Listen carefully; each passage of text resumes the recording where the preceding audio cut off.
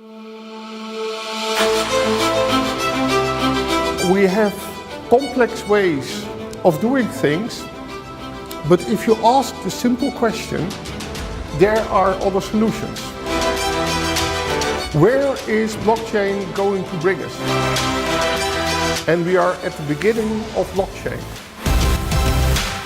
Tonight I wanted to bring the thought one step further, one crazy idea more.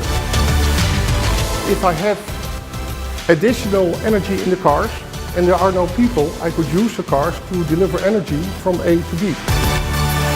Then I would not only have changed the complete ecosystem of mobility for people, but I also would have an alternative energy system.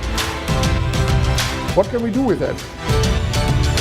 As it is very good to now think about kings and presidents and if we really do want to have that. But be aware, what I'm talking about now is the far future.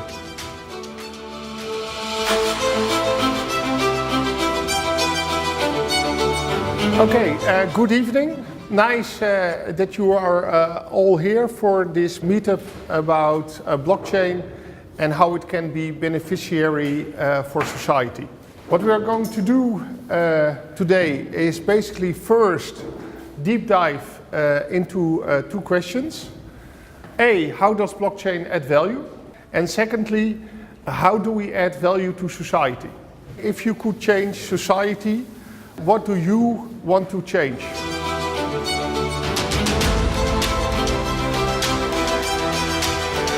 Why do I like blockchain? What was my first encounter with blockchain? If you look in your wallet, we all have colored paper there. And what makes that a paper specific? We have bank, we have governments, and they say if you use this colored paper, then you can exchange for value. If you use other, you cannot. And what got my interest in blockchain was that there were some people who weren't part of a government, just looked at it and said, okay, but what is the basic idea? Because we have the whole complex system of banks, of governments, but what do we really want to do? What is the simple question? Simple question, what do you need to pay, is no double spending and a secure ledger. And they said, okay, that's nice, let's build that. Let's build that on the base of cryptocurrency. And they did, and we all know it because it's the most famous example of blockchain, it's a Bitcoin.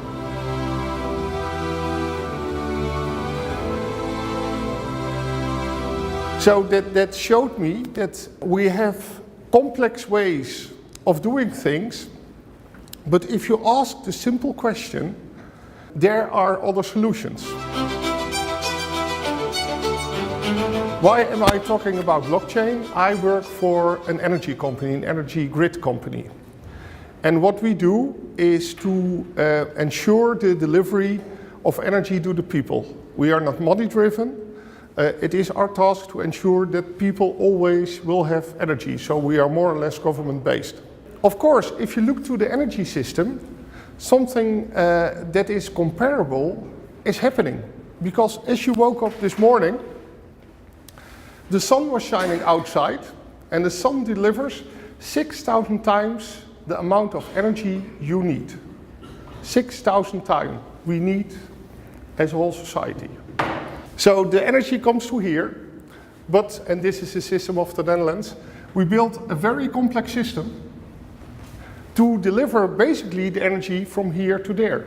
So you can imagine that my question is, okay, if we want to use energy, how can we deliver it from here to there without the whole complexity of that system? Because from a technical perspective, I need hardware, that's for sure.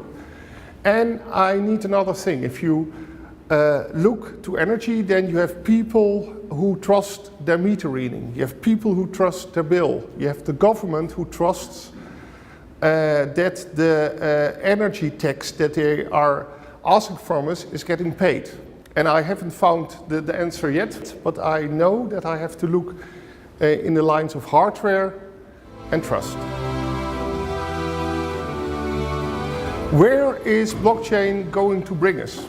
Then you start to talk to people whose job it is to help us to see the far future. And we talked to Gartner. And what Gartner told us, and what was very enticing, is that they are talking about a programmable economy. And programmable economy, for me, has the notion of the self-driving cars everybody's talking about. So you have technology and that can do the work alone. We only have to use it. And that it's not only a self-driving car, but the whole economy gets self-driving. And that blockchain could be the basis for that. But be aware, what I'm talking about now is the far future. And we are at the beginning of blockchain. Blockchain basically is in its infancy state. So what Gartner also tells us, we have to do two things. Basically one, vision development. We have to learn, and that's what we are going to do today, is how can we think strategically about blockchain? What are the strange ways it can alter our way of thinking? And B, start action-based learning, because it's an infant and we have to discover where the hurdles for growth are. They expect blockchain technology to reinvent itself every 24 months. And maybe the things we are talking about today is possible in 4 years or in 6 years. Let's do a deep dive in what could be possible. To help you with that, I want to first talk about 4 different kinds of blockchains we have. The first thing, and that's the blockchain most common to the world today, is the hyperledger. It's something IBM developed, and what they say is, okay, also from IBM perspective, we work with industry clients, and in industry clients there are no issues of trust. So what do we have then? And then they say, okay, well, we have a ledger, an information sharing system. And the good thing is, everybody has the same information at the same time. So we have now a lot of businesses who make their business because they know things more than other people, or their data quality is better, or they are faster. Within the blockchain, you basically become one system where information is open to everybody, or if you go to IBM and you pay, then you can say, okay, I want this information protected. It's open but protected, and they build an additional layer and then you can protect it again. But what that means is that if you take Hyperledger, the important thing is that you can make a system more efficient. Also, one element of Hyperledger that I hear about too little, because in a Hyperledger system, you're actually building the complete value chain in one system. And that makes that it becomes one body. Everybody is part of the same organization. If I think about my own body, I have different organs. I have a heart and I have a liver. And what you do in value chains is you see somewhat of competition. But if in my body my heart would compete with my liver and my liver would win, I would be very unhappy. So I see the Hyperledger blockchain as a kind of opportunity to rethink what is healthy in a value chain. How can we help each other and not compete so much with each other over the change? The second blockchain is blockchain of the trust, where basically Bitcoin is the example. The most value for me lies in finding the simple question, forget about the complex solution we have today, the simple question, and to build it. A very nice feature of blockchain is when you use it to, for example, use it for privacy issues.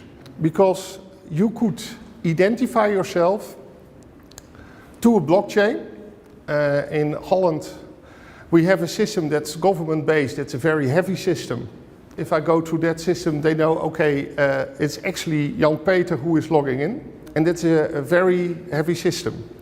What you can do in a blockchain is that you identify one time in such a heavy blockchain, and then you add, for example, a Hotmail account to it.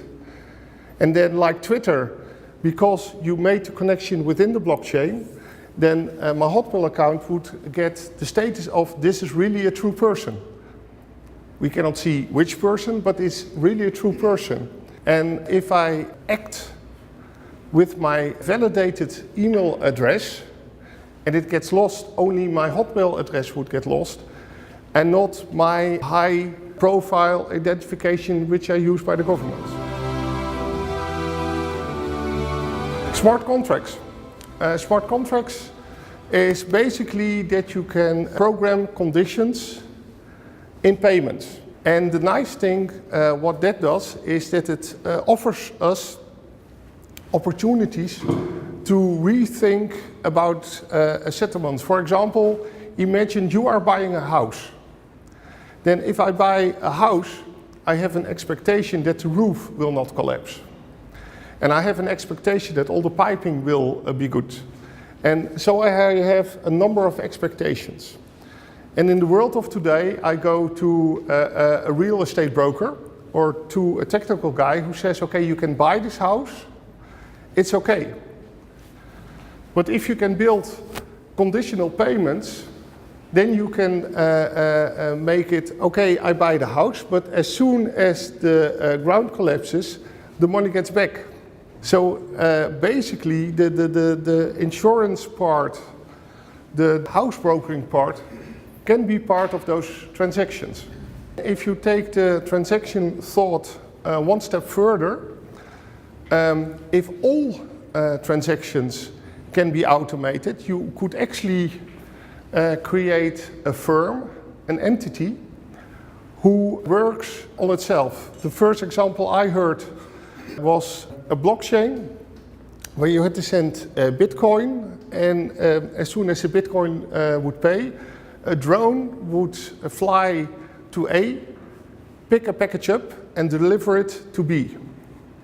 And there is no people in that firm. So the drone knows when he needs energy, he knows when he has some issues and he can get people in to solve it. But basically it's a distributed autonomous organization. It works on itself.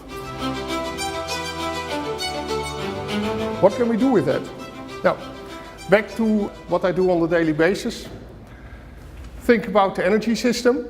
What would happen if we built a grid of houses and energy sources and we would define that as an ecosystem? Could we develop a DAO which runs this system? And there we are looking basically in how do we get the information in. And there we have one challenge, because a blockchain will always register what is told and you do not know if it's true. So if your meter is off, it would actually be lying to the system. So what we are doing there is that we work with several information streams and we look if the information is coherent. That's step one. And two, we are looking on what way we can bring the intelligence to the system if we are going to use artificial intelligence or deep learning. Because if the DAO runs the system, the DAO has to understand the system. And to tell you about our first pilot, we built a microgrid, so houses with energy. They were transferring energy, and what we did is we placed one entity within the blockchain who was there to rob the energy. So basically an intruder. And what was happened, because the intruder made the system show abnormal energy uses, so all the houses said, hey, there's an intruder and he is there. So what we are basically doing is bringing intelligence into the system. If you look at somebody who is very far with blockchain, then it is company RWE, or as they now are known, Energy. They are thinking about electric vehicles and how you can charge them. If you look now, there is an infrastructure with 10,000 different kinds of contracts, especially if you look globally, with different kinds of participants. So it's a very complex system. And what they said is, okay, how nice would it be if we have one global, easy to use, contractless charging system? And they built it. And actually, what you here see is the information which is on the website. They are now testing it in Berlin with 40 loading docks and 600 cars. And what they are doing then is that as one party, they are changing the complete system of EV charge. So if you look at the energy industry, different parties are talking, how are we going to do it together? And they built just one blockchain, one plug, and one app, and they are going to do it alone. You have the development guy there, Carsten Sturker, in an interview, and he is telling about what is strategic vision. And he said, okay, when you charge your car, 3 industries converge: the utility, the automotive, and the finance industry. But it's one transaction, so I need one industry, one solution. And there will be no business for the other 2 industries. And Carsten then says, okay, and if I look at the finance guys, they have no assets, they have no experience in the physical world, so there will be no competition from them. And to the automotive industry, we say, the game is on. Who is going to dominate this market? From an entrepreneurial thought, that's cool to dominate the market. But if I hear such things, and we are more or less in the business of ensuring that people have energy, I find the thought hard that there would be one company at the switch, and if they switch it off, there would be no business. If they switch it off, they could tell, okay, you now have to pay double because it's our system and we are dominating the market. So that's why that gives me not the best feeling in the world. I heard that the startups in Portugal are very much thinking about platform solutions when they are building their startup and the startup ideas. So especially I included this one. We all know the platform thinking. In the old world you had taxis, but now we have the sharing economy. We have one party which is called Uber, and they say if you have a car, then you can use it. We have the infrastructure, we will do the payment, we will do the insurance. You just have your car and you can drive for us, and basically all your drive is a kind of salary you get. And then in a lot of talks about startups and new world, we say, okay, this is a very good thing. But if you think about what's Uber's end game, and I have this information from the people of Arcade City, then they say, okay, what our strategic thought is that we want to have a connection to all the transportation logistics. So not only all the taxi fares that are going, but and those are actually from the last 2 weeks. There were in the news 2 times. One time they started Uber Eats in Amsterdam, where they said, okay, we're going to deliver your pizza, etc. for free. And they were even in the news for that they were deep diving into flying drone taxis to beat city traffic, but basically, again, to make the step to autonomous vehicles. And if you have all the logistics and you have self-driving cars, then you are the king of transportation. And as it is very good to now think about kings and presidents, and if we really do want to have them. In January 2016, overnight, Uber decided to slash take-home pay of the drivers with 40%. And as you can see in this car from this guy, I can't survive, I need tips. And why I'm telling this all in the blockchain speech? Because there is a blockchain alternative now.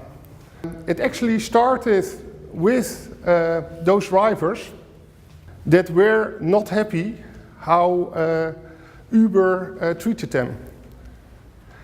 And there were also some legal issues, so, and I believe it was on the 31st of December. So there was a lot going on, and basically there was no way to help the people.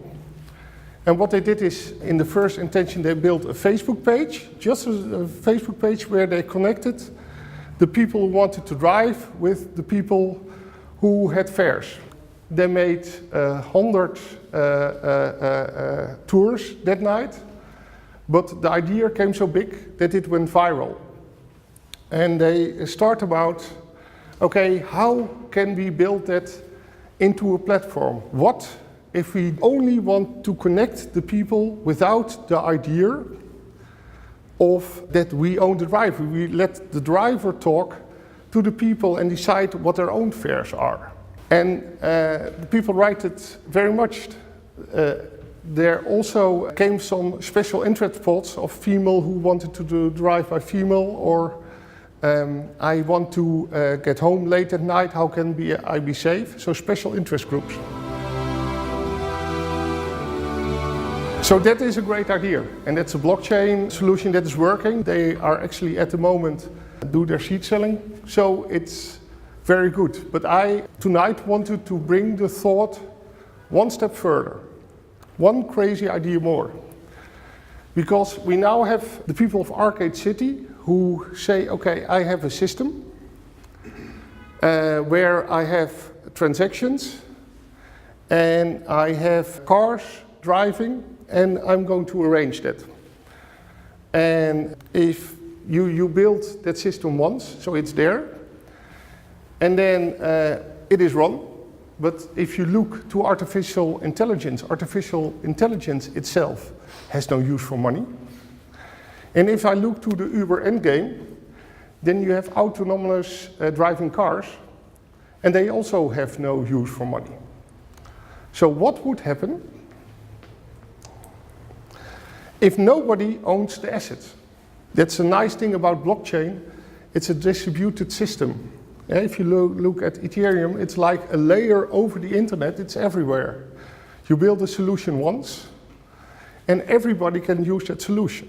So, what if I take the self-driving car, I have the system who does the rides, and the system, like the energy system we're working on, can manage itself. So the car knows when it has a need for maintenance. A self-driving car itself can drive to an energy point and charge itself up. And in the near future we will have those charging points for the traffic light, and you will have inductive charging.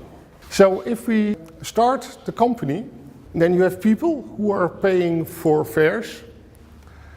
They are giving the money, but they are giving the money to entities who do not care about the money. The entities only use the company to grow. So basically they use the money to have their maintenance, to have their energy, and to buy more self-driving cars. So the company grows. And there will be a stage in where there are enough self-driving cars. But the money is still coming in, and there are only artificial beings who do not have use for the money. So why not, at that moment, give it back to the people as basic income? Because we have no use for the money. And imagine how crazy this idea is, because we are talking about the electric cars which are driving through the cities. They have energy. If I have additional energy in the cars and there are no people, I could use the cars to deliver energy from A to B. And then I would not only have changed the complete ecosystem of mobility for people, but I also would have an alternative energy system. This sounds cool. Can we start today? Well, with the Haagse Hogeschool, we're going to do a test, because we now can say, okay, if you have machinery, if you have assets, they do not care body, but humans also do have that kind of state. If they are intrinsically motivated, if they are doing things they like. So we could start with a system and say, how would you like a company which drives you from A to B, but the money you give, of course, there has to go some money to the taxi driver, there has to go some money to the car, but we are using your money to build this ecosystem. And we're just waiting for the moment that we have autonomous driving cars. And the nice thing is that we will grow and grow, and at the moment we are there, we're gonna use this solution, basically first to solve the problem. The easy question I've been talking about, people want to go from A to B. And with exactly the same system, people need energy from A to B. We are solving that also.